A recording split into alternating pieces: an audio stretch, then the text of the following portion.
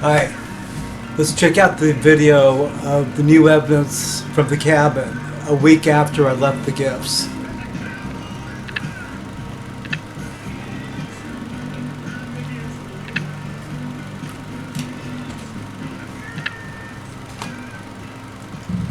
Alright, let's go.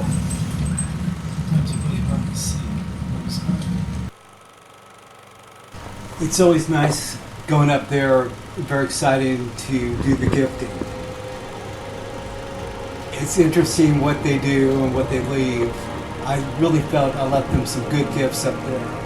Left them 5 marbles in that shell and 2 little chicks from Easter for decorations. They're made out of down, and wire, and a little bit of cloth. This is me walking up to the cabin from the driveway, right when I first arrived.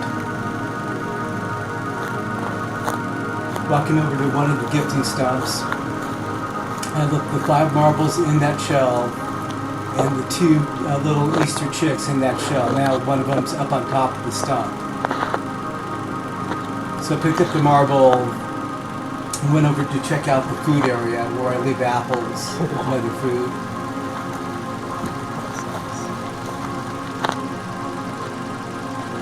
A lot of little flowers on the ground. It was a nice day, pretty warm. I'm now obscuring something that I leave for them.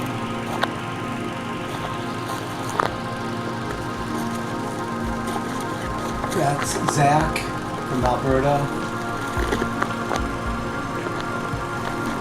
He's chilling right now. One thing good about these guys is they have been very respectful of the cabin. I had left some garbage back there. I never leave litter, so I go back to pick that up. These guys do not like plastic. Anytime I've left anything in plastic, they've left it alone. Walking back to the cabin. I had left a couple of things out on the deck for them, some apples, actually some lemons, and some water. They did not touch anything on the cabin deck. So back to the shell. There is a symbol of something inside the shell. Looks maybe like the number 1. I don't know what it means. There is the big marble they left back for me, but they did not leave it in the shell.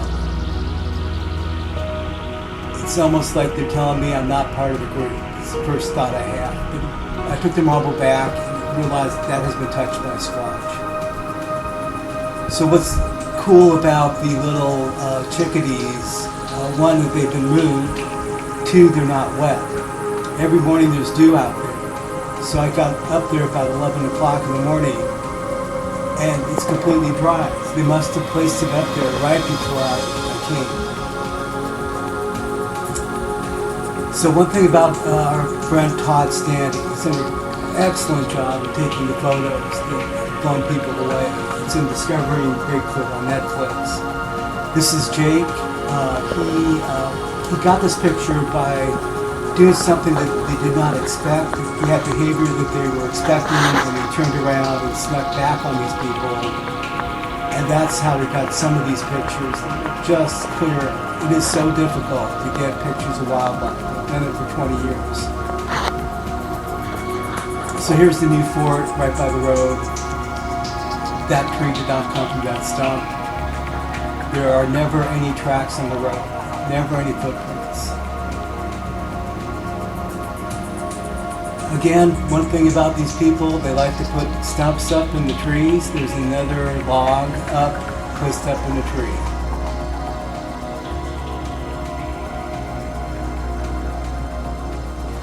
They had a controlled burn on the southeast side of our hill, right below the plateau. There was signs up saying that they were going to do it, so I was aware it was coming up. I'm happy that they're clearing out some of the debris that could cause a fire over the summer. So they do the controlled burn now and try to limit the fire hazard for this summer. There's already been one fire over in Grant County, Washington. That took a couple of days to get contained.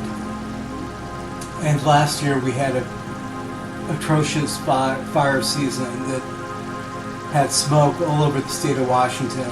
Multiple fires going on.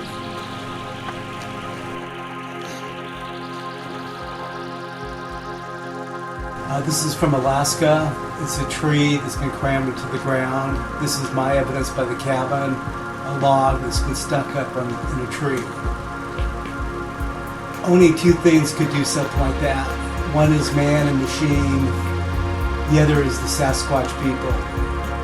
So I found a new word. Apophenia. It means to find patterns where there are none.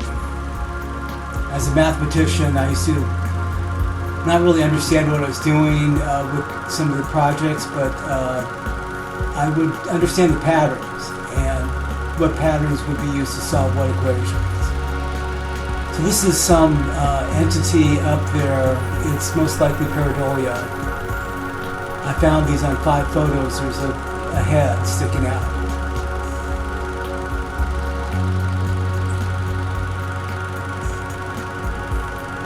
And I don't know what it is. When I first saw it, I thought it was an alien or a rake, but most likely pareidolia.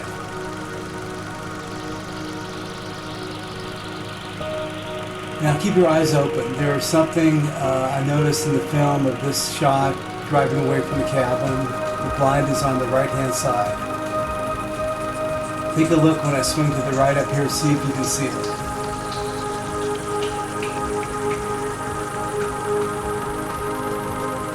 Catch it? Probably not. I can't believe I caught it reviewing the video. So again, driving through the smoky forest, apologizing for the fires and the smoke. The meadow is smoky on that far end. You can see the smoke drifting through. There's the fort.